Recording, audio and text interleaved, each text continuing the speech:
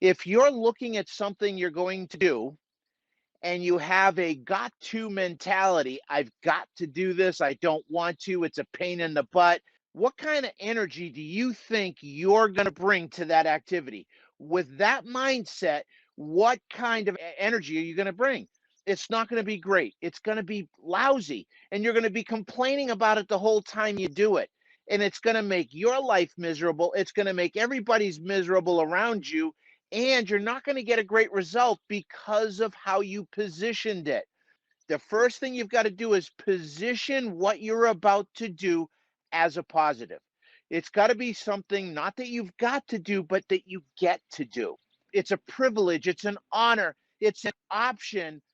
You can now come to it with a lot more energy and a lot more enthusiasm. Have some fun with it.